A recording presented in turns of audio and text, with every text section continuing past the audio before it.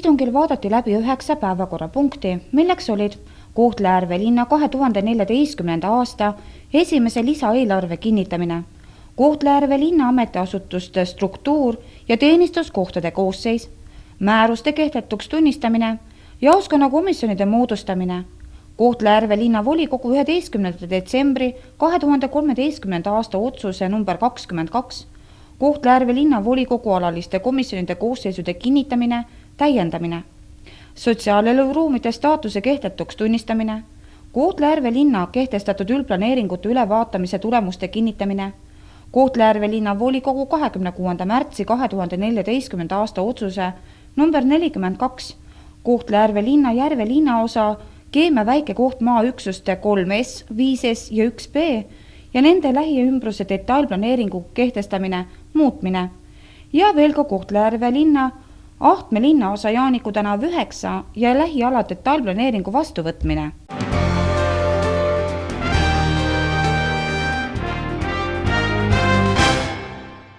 Äsja renoveeritud Raekojas toimus täna ilus Vassete valla kodanikele pühendatud aktus. Valla kodanike tunnistuse andis üle vallavanem Tauno Võhmar ja lilled kinkis Kairi Soomer. Ja, et meil on see traditsioon juba 2007. aastast ja esimest korda saame võtta vastsündinuid vastu meie Jõhvi uues Raekojas. Neil on selle üle ainult väga hea meel.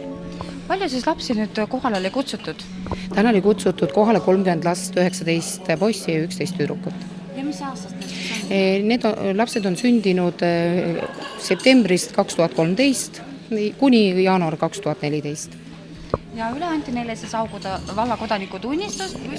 Siis sel korral on uuendus see, et kui varem oli meil Babymarketi kinkekaardid, siis nüüd on Maxima kinkekaart 70 € ulatuses, pluss viis ka uuenduslikult täiesti uus on meil luuleraamat ka uuelt autorilt Lõuna-Eestist ja selline väga lõbus luuletuste raamat. Ja nagu ma aru sain, siis selle tunnistuse autor on meie valla kunstnik. Ja tunnistus on väga erakordne, kuna ükski vald seda ei saa anda ega linn, sest see on tehtud meie enda valla kunstniku Kalev Ritsu poolt ja meie ainult saame seda anda oma valla kodanikele uutele.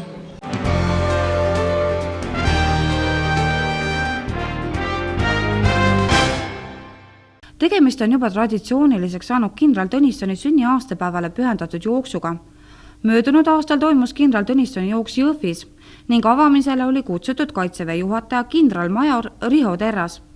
Selle aasta muudab eriliseks ka asjaolu, et tegemist on juubelijooksuga. 6. aprillil toimub siin Panjärve seikluspargis. Spordikeskus, jah? Spordikeskus, kindral Tõnissoni järjekordne jooks.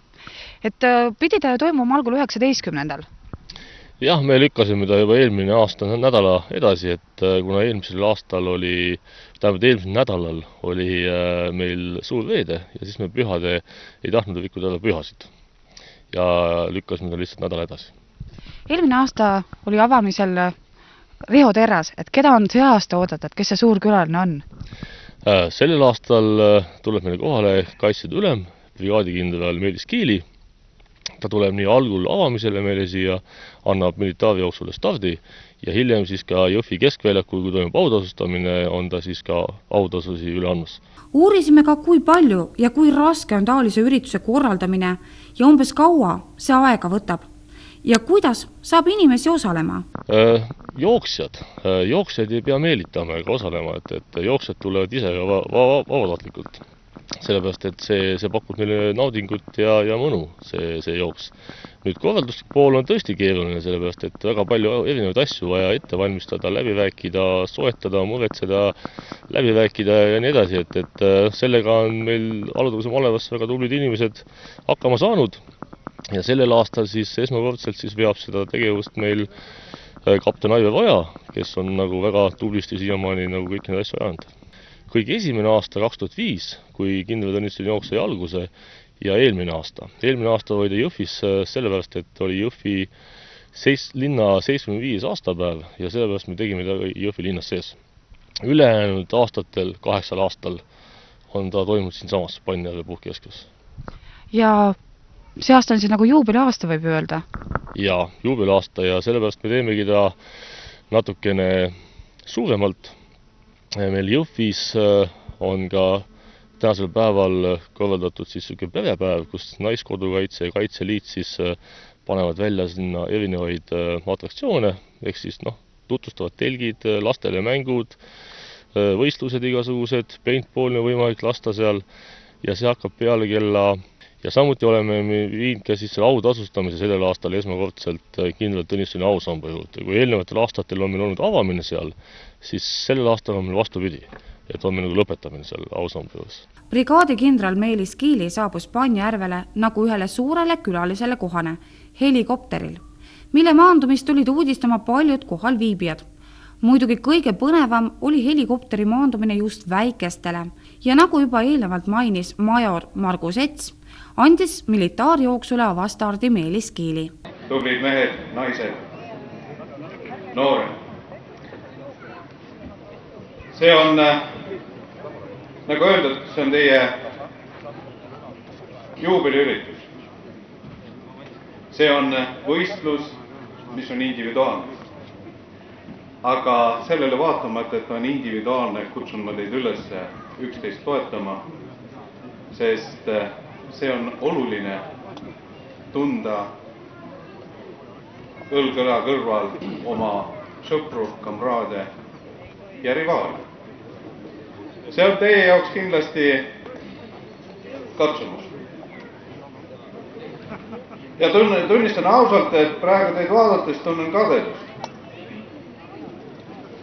Ja mis on salata, alguses oli selline soov, et lükkan endale seljakotti selga. Kahjuks reaalne elu on natukene teistmoodi.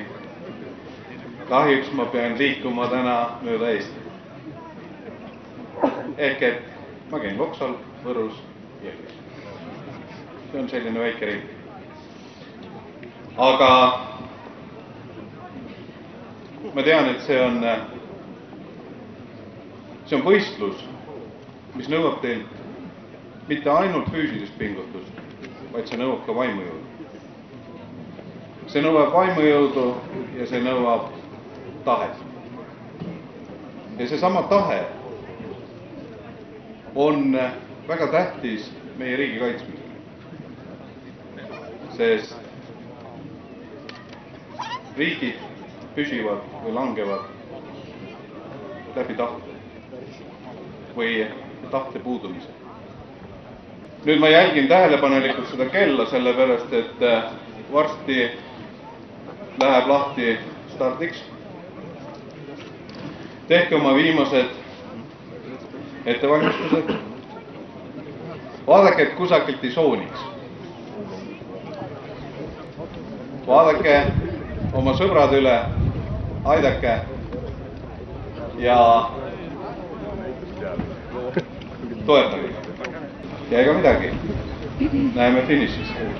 Kuid enne avastarti õnnestus meil veel kinni püüda üks juubilar, reamees Anton Parve, kellel samuti täitus 10 aastat Kaitseliidu tegevliikmena ja osaleb ka militaarjooksus, kuid alles esimest aastat. No, kahjuks või õnneks, aga täitsa esimest korda. Mis sundis teid tulema siia osalema? Ma kujutan ette, et see trass ei ole eriti lihtne ju. Ega ta ei olegi, aga see on selle aasta päris hea katsumus ja ma proovin selle ära. Teil on, ma tean, peab olema ka seljas 10 kilo, et mida see 10 kilo siis sisaldab?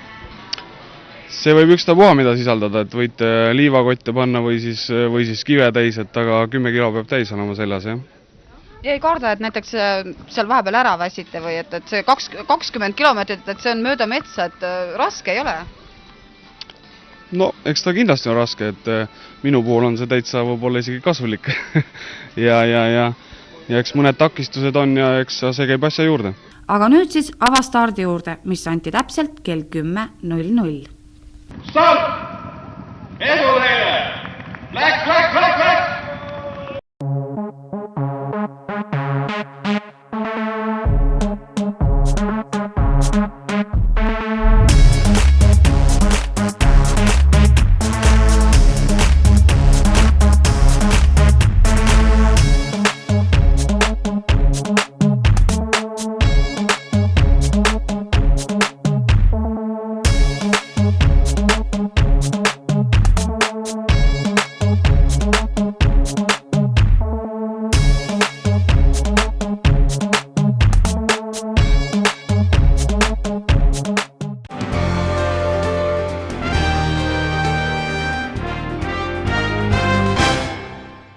Nädala alguses viibis visiidil Ida-Virumaal Ene Ergma, kes külastas Jõhvit ja hiljem pidas loengu Tartu Ülikooli Narva kolledžis. No kõigepealt ma tahtsin tulla Ida-Virumaale selleks, et selgitada, miks pärast ma soovin minna Euroopa Parlamenti. Ma olen töötanud juba nüüd 11 aastat Eesti Parlamendis, 1 aasta aseesimehena ja 10 aastat Riigikogu esimehena. Ja selle aja vältel alates 2006. aastast olen ma tegelenud sellega, et meie Eesti noortele inimestel oleks tulevik huvitavad töökohad. See tähendab, see oleks seotud niisuguse suure, kiiresti areneva majandusharu, mis on seotud kosmosega.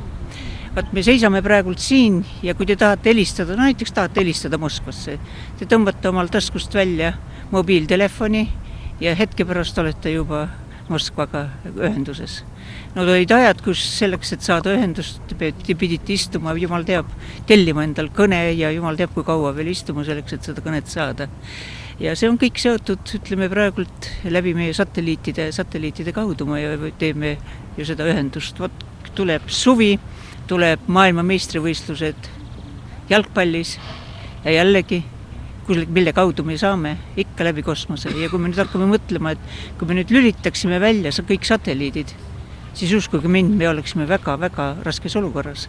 Sest väga palju asju tehakse praegult läbi satelliitide ja see on väga kiiresti arenev majandusharu. Ja minul, kellel on elus õnnestunud olla teaduses, ühe kiiresti areneva teadusharu juures, siis kui me algasid kosmose uuringud teaduses, siis toimus see areng fantastilise kiirusega. Ja teate, kui te olete teaduses, kus toimub tohutult kiirelt areng, see on igale inimesele, igale teadlasele väga, väga suur õnnestumine. Nagu ma olen öelnud, et teatud momendil ma tõmbasin oma elu suurema jackpoti välja. Ja kuna mina olen saanud sellest nii palju naudingut oma tööst, ma tahtsin ka seda, et Eesti noortel inimestel oleks nüüd teised võimalused, sest kosmos pakub nüüd välja hoopis uusi võimalusi, aga senikaua, kuni me ei ole võetud vastu näiteks Euroopa Kosmoseagentuuri liikmeks, me oleme väike maa, me peame olema teistega koos ja olles näiteks Kosmoseagentuuri liige, siis me saame väga palju võimalusi, uusi võimalusi meie noortele inimestele. Ja kõige tähtsam on see, et need noored inimesed praegult avatud maailmas ei mõtleks selleks, et ma tahan sellega tegeleda, aga ma Eestis seda ei saa teha. Ja see on minu niisugune unistus ja ütleme, nagu öeldakse, ma tahan tõesti anda teistele võimalusi. Minu võimalused on nüüd juba, ütleme, väga ahtraks jäänud ahtakeseks, aga ma üldse ei ole õnnetu, seepärast ma olen tõepoolest väga palju võimalusi ära kasutanud oma elus, aga ma tahaksin, et Eesti noortel oleks need samad võimalused, nii nagu need olid minul teaduses, aga nüüd on juba see võimalik läbi, ütleme, uue majandusharu kaudu.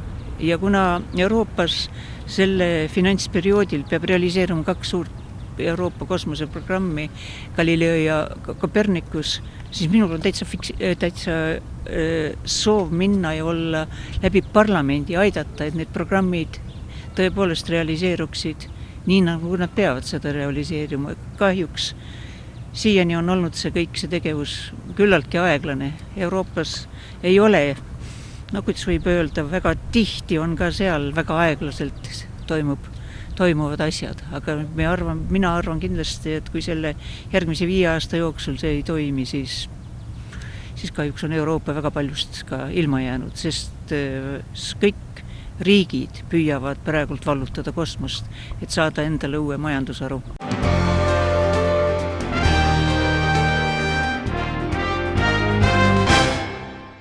Illuka vallas Jõugal asub Illuka motokeskus, kus laupäeval 26. aprillil toimus vägev motokross.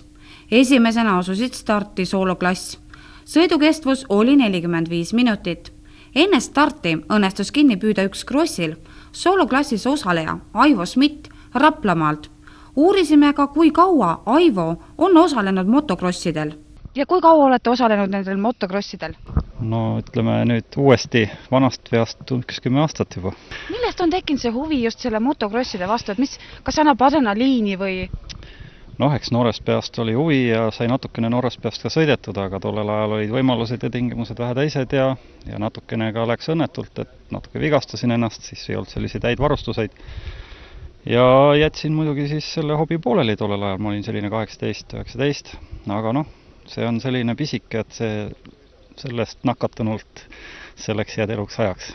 Aga siis elu edenes ja võimalused tekkisid ja jah, üks 10 aastat või isegi rohkem natuke tagasi ostsin uuesti ratta ja hakkasin uuesti vaikselt sõristama.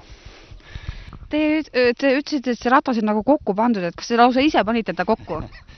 No, ega see võidusõit on, väike osa on sellest see mõnu, kui sa sõidad ja siin ilusat plingi ratast hoiad, aga seal tuleb ju ka hooldada ja remontida ja mulle meeldib see teine pool ka päris palju ja läkski mul ühe rattaga õnnetult natuke, et siin ühed niisugused jutumärkides sõbrad kurikaelad panid ühe ratta pihta mul siin eelmine aasta ja siis mõtlesin, et mis ma teen, ostan uut ratast või.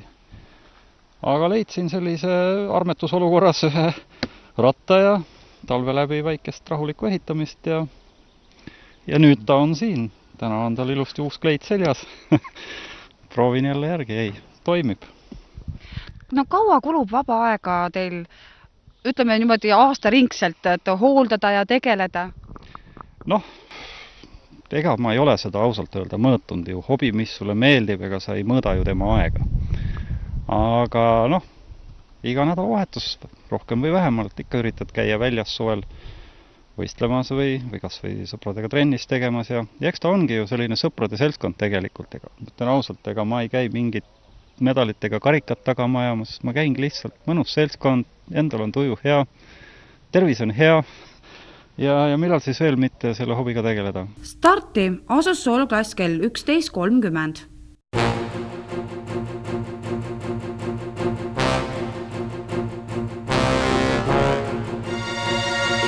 To me with a weight.